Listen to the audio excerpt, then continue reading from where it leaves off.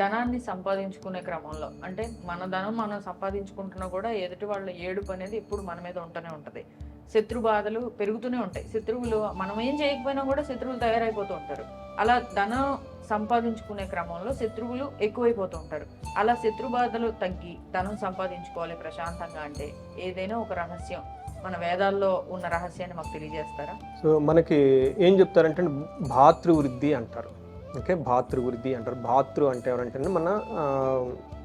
మనతో పాటు పుట్టిన వాళ్ళు అనుకోవాలి, లేదంటే తోడబుట్టిన వాళ్ళు, సహోదరులు అంటారు. ఉదరం అంటే అండి పొట్ట. ఓకే, ఒకే పొట్టలో సమానంగా పుట్టిన వాళ్ళు అని చెప్పి సహోదరులు అంటారు అనమాట. వీళ్ళకి ఏముంటుందంటేనండి ఒకే అమ్మ కడుపున పుడతారు, సేమ్ ప్లేస్లో షేర్ చేసుకుంటారు పొట్టని కదా, పుడతారనమాట. వీళ్ళకి ఒక గొప్ప శక్తి ఉంటుంది వాళ్ళకి. ఏమంటే ఒకటి మన ఫిజికల్గా మన పక్కన ఉంటారు, మనతో పాటు చిన్నప్పుడు పెరిగి ఉంటారు, వాళ్ళతో పాటు కలిసి తింటాం, ఆడుకొని ఉంటాం, సేమ్ చిన్నప్పుడు పుట్టుకొని ఉంటాం, అయిపోతూ ఉంటాం. ఒక టైం వచ్చిన తర్వాత పెళ్ళి అయిపోయిన తర్వాత వాళ్ళలో మనస్పర్ధలు వచ్చేసి దూరం అయిపోతారు. ఏమవుతుంది? డిఫరెన్స్ వచ్చేస్తుంది. మీరు చూడండి, ఎప్పుడైతే అన్నాదమ్ములతో గొడవ పడతారో శత్రుబాధ పెరిగిపోతుంది. అందుకని మన శాస్త్రం ఏం చెప్తాడు, మనకంటే తక్కువ అయిన వాళ్ళైతే మనం వాళ్ళకి ఆశీర్వాదం ఇచ్చేసి గైడెన్స్ ఇవ్వాలి. మనకంటే పెద్దవాళ్ళు ఉంటే వాళ్ళ గైడెన్స్ మనం తీసుకోవడం నేర్చుకోవాలి.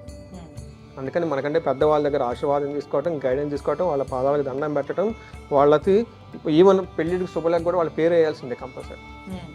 మనకంటే కింద వాళ్ళు ఉంటే కంపల్సరీ వాళ్ళు ఎట్లాంటి పొజిషన్లో ఉన్నా కానీ ఆదరించాల్సిందే, మనం ఆదరించి వాళ్ళని దగ్గర చేసుకోవాల్సింది. ఇప్పుడు ఏమవుతుందంటే పెళ్ళిళ్ళు మైక్రో న్యూక్లియర్ ఫ్యామిలీ అది ఇది అని చెప్పేసి సపరేట్ కావటం, ఒకళ్ళనొకరు ద్వేషం చేసుకుంటున్నారు.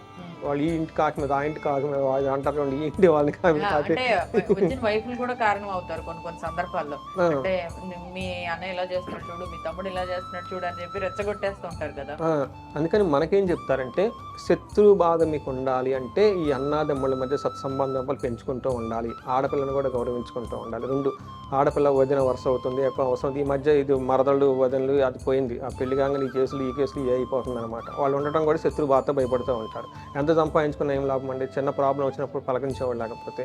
అందుకని చెప్పి ఆడపిల్లని గౌరవించుకుంటూ ఉండాలి, తోబుట్టుని బాగా గౌరవించుకుంటూ ఉండాలి. పెద్దవాళ్ళు అనుకోండి భార్య భర్తలు ఇద్దరు నమస్కారం చేసి సార పెట్టడం, చిన్నవాళ్ళు అనుకోండి వీళ్ళకి ఇంటికి పిలిపించి భక్తిగా సంవత్సరానికి ఒక్కసారైనా ఇవ్వాలి. అలానే పెద్దవాళ్ళు జెంట్స్ కానీ ఎవరున్నా కానీ చేసుకుంటూ కనుక ఉంటే శత్రు బాధ అనేది ఉండదు. మీరు గమనించండి, ఎవరైతే కనుక అన్నాదమ్ములతో సరైన సత్సంబంధాలు మెయింటైన్ చేయరో వాళ్ళకి ఖచ్చితంగా శత్రుబాధ ఉంటుంది. అందుకని ధనం సంపాదించుకుంటా పాటు ఈ బంధుత్వాలు పెంచుకోవడం కూడా చాలా చాలా ఇంపార్టెంట్.